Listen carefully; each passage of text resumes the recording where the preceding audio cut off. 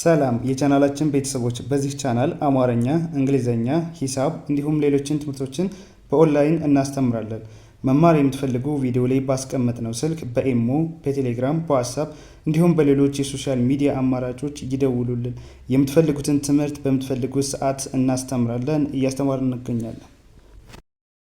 ሰላም እንዴት ናችሁ? ያላችሁበት ሰላማችሁ ይብዛ። እንግዲህ ዛሬ ደግሞ ከባለፈው የቀጠለውን ቪዲዮ እየላችሁ መጥቻለሁ። ባለፈው እንግዲህ በፓርት 1 በፓርት 2 እና በፓርት 3 ፊደሎችን እንዴት በመጀመሪያ በሁለተኛ በሶስተኛ እና በአራተኛ ያሉ ፊደሎችን በመጠቀም የአማርኛ ፊደሎችን ሆሄዎችን በመጠቀም እንዴት ቃላት እንመሰርታለን እንዴት እናነባለን የሚለውን ባለፈው አይተናል። ዛሬ ደግሞ ከዛ የቀጠለውን በአምስተኛ ላይ የምናገኘውን ፊደሎችን የአማርኛ ፊደሎችን በመጠቀም ዛሬ ደግሞ ቃላትን እንመሰርታለን። ከዛ በፊት ለቻናላችን አዲስ ከሆናችሁ ላይክ፣ ሰብስክራይብ፣ ሼር በማድረግ ቤተሰብ ሁኑ። ምክንያቱም የምንለቃቸው ቀጥታ ቪዲዮዎች ለእናንተ እንዲደርሳችሁ ማለት ነው። እንዲሁም ደግሞ በኦንላይን መማር የምትፈልጉ እዚህ ከታች ባስቀመጥናችሁ ስልክ በመደወል ቀጥታ መማርና ኮርሶችን መውሰድ ትችላላችሁ ማለት ነው።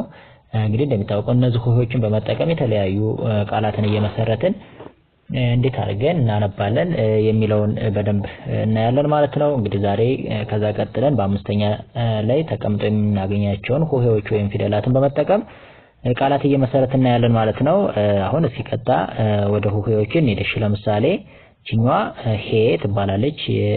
ሃ አምስተኛ ላይ የምናገኛት ሃ፣ ሁ፣ ሂ፣ ሃ፣ ሄ ብለን የምናገኛት ፊደል ነች። እሷን በመጠቀም ፊደል እንመሰርታለን። ለምሳሌ ሄደ፣ ሄደ፣ ሄደ፣ ሄደ። በጣም አሪፍ። ቀጣይ ሌ ነች። ሌ ደግሞ እንግዲህ የለቤተሰብ የሆነችዋ አምስተኛ ላይ የምናገኛት ነች። እሺ ሌሎች፣ ሌሎች፣ ሌሎች። ብራቮ። ቀጣይዋ ሄ ነች። እሺ ሄ ተጠቅመን ደግሞ ሄዋን፣ ሄዋን፣ ሄዋን፣ ሄዋን። ብራቮ። እሺ ቀጣይዋ ማን ነች? ሜ ነች። እንግዲህ የመቤተሰብ የሆነችዋ አምስተኛ ላይ የምናገኛት እቺኛዋ ደግሞ ሜዳ፣ ሜዳ፣ ሜዳ፣ ሜዳ።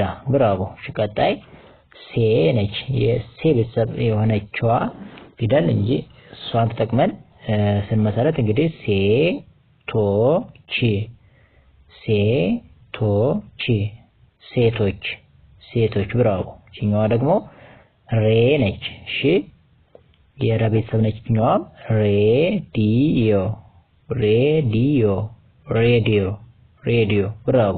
እኛዋ ሼ ትባላለች። የሸ ቤተሰብ ነች። አምስተኛ ላይ የምናገኛት ሼባ፣ ሼባ፣ ሼባ፣ ሼባ። ቀጣዋ ቄ ነች። እሺ ቄ የቀ ቤተሰብ የሆነችው አምስተኛ ላይ የምናገኛት ቄስ፣ ቄስ፣ ቄስ፣ ቄስ። በጣም አሪፍ። እሺ ቀጣይ ወደ ቀጣዩ ስንሄድ እንግዲህ የበቤተሰብ የሆነችዋ ቤ ብለን የምንጠራት ፊደል ነች። እሷን ተጠቅመን ስንመሰረት እሺ ቤት፣ ቤት፣ ቤት፣ ቤት። ብራው። እቺኛዋ ደግሞ ቴ ትባላለች። የተ ቤተሰብ የሆነችዋ አምስተኛ ላይ የምናገኛት ነች። እሷም እንግዲህ ቴዲ፣ ቴዲ፣ ቴዲ፣ ቴዲ። ብራቮ። እቺኛዋ ቼ ትባላለች። የቼ ቤተሰብ የሆነችዋ አምስተኛ ላይ የምናገኛት ፊደል ነችም። ቼክ፣ ቼክ፣ ቼክ፣ ቼክ። ብራቮ። እቺኛዋ ደግሞ የ ትባላለች። እሺ ኦኬ። እቺኛዋ ኔ ለማለት ነው። ሶሪ እዚችኛዋ ኔ፣ እቺኛዋን ፊደል ተጠቀሟት። ኔ ነች። ኔሽን፣ ኔሽን፣ ኔሽን፣ ኔሽን ብለን የምንመሰረተው ፊደል ነች። እቺኛዋ ደግሞ ጤ ትባላለች። የጠ ቤተሰብ የሆነችዋ አምስተኛ ላይ የምናገኘው ፊደል ነች። እሺ ጤናማ፣ ጤናማ፣ ጤናማ፣ ጤናማ። ብራቮ። እቺኛዋ ደግሞ ጴ ትባላለች። የጰ ቤተሰብ የሆነችው አምስተኛ ላይ የምናገኛት ፊደል ነች። ጴንጤ፣ ጴንጤ፣ ጴንጤ፣ ጴንጤ። ብራቮ። እቺኛዋ ጤ ትባላለች። እንግዲህ ጼ የምንላት ፊደል አምስተኛ ላይ የምናገኛት የጸ ቤተሰብ የሆነችው ነች። እሺ ኦኬ ቺኛዋ ዝኛዋ ላይም እንግዲህ በጣም ሶሪ ቺኛዋም ፌ ለማለት ነው። ጼ በስተት ነው እንግዲህ ፌዘኛ ፌዘኛ ቺኛዋን እንግዲህ ፌ አድርጋችሁ ሰዷት ፌዘኛ በጣም አሪፍ ፌዘኛ። እሺ ቀጣዋ ማነች? ፔ ነች። ፔ ደግሞ እንግዲህ የመጨረሻዋ የአማርኛ ፊደል መጨረሻ ላይ ያለችው ፊደል ነች ወይም ደግሞ ሆሄ ነች። ያ አምስተኛ ላይ የምናገኛት ፔ የምትባለውን ፊደል እሷ መሰረት አድርገን ስንመሰርትም እሺ